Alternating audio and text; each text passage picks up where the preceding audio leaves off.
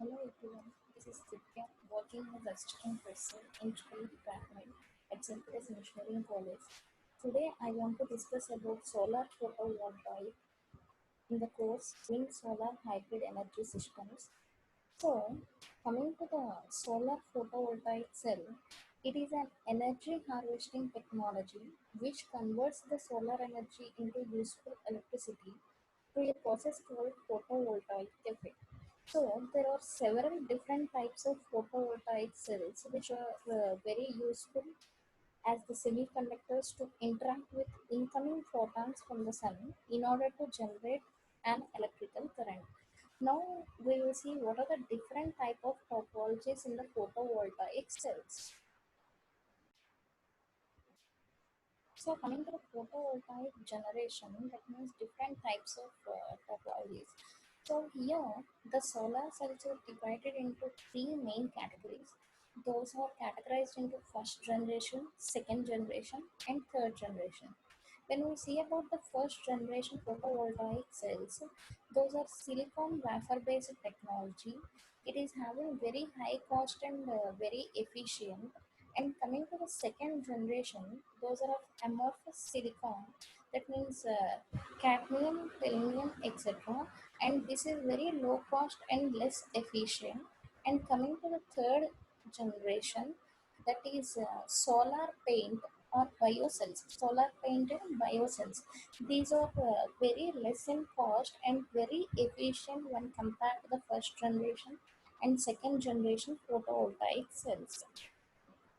So this chart shows what is the cost of the three generations PV cells and what is the efficiency. So here on the x-axis I consider the cost, on the y-axis I consider the efficiency. So here the cost represents the solar cell per meter square cost. So here this argument represents the first generation, this one represents the second generation, and this one represents the third generation. So the first generation are the silicon wafer technology. These silicon wafer technology cells use it costs $3.50 for the production of 1 watt, and that means the cost is very high. And coming to the second generation, that is thin film based technology, it produces 1 watt power at the cost of $1.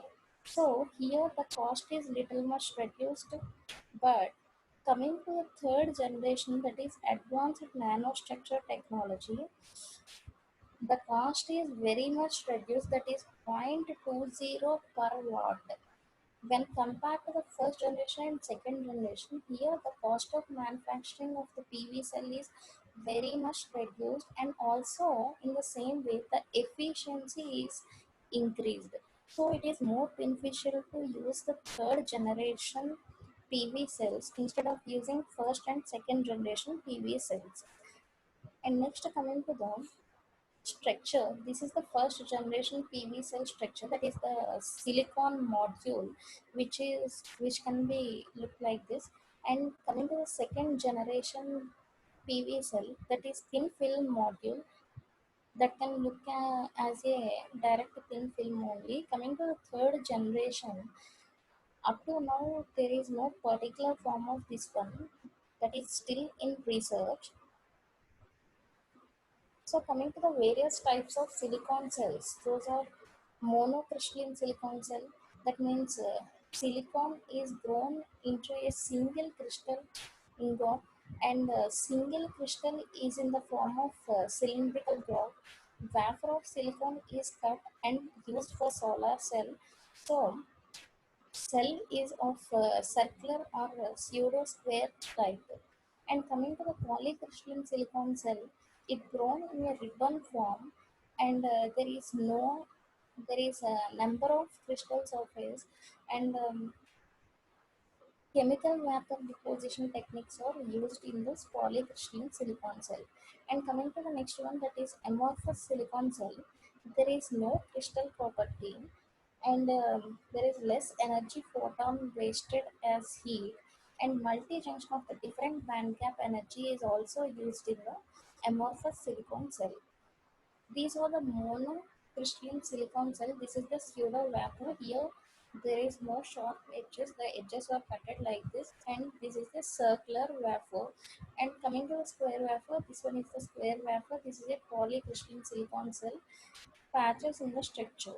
Here it looks like a patches in the structure. And coming to the commercial solar PV cell, this is a cell which we used single cell, and this one is the PV module. That means number of cells in series and parallel combination will gives the PV module. The range is from 0 to 1 kilowatt of the PV module, and if you see, this represents the PV array. That means if we number of PV modules are connected in series and parallel, that represents the PV array. So this is the basic difference between PV cell, PV module, and PV array. Once again, I am repeating here. PV cell is a single cell. PV module is the number of cells which are connected in series and parallel, and PV array is nothing but number of PV modules which are connected in series and parallel connection. And coming to the parameters of the PV module is used to charge 12 volts battery, and in a module there is a 36 cell in series. So open circuit voltage of silicon cell is 0.55 volts at 25 degrees centigrade, and there is a drop in voltage of 2.3 millivolt per degree centigrade, and approximate voltage at MPPT is 18 volts. So MPPT is nothing but maximum power point tracking. In the next video I will share about MPPT. So in operating condition, the output voltage is in the range of 14 volts to 16 volts. So these are the test conditions. STC, that means standard test condition, that is irradiation 1000 watts per meter square, and aim is 1.5 C, temperature of 25 degrees centigrade. SOC means standard operating condition for more realistic data. So this is about the test condition of module.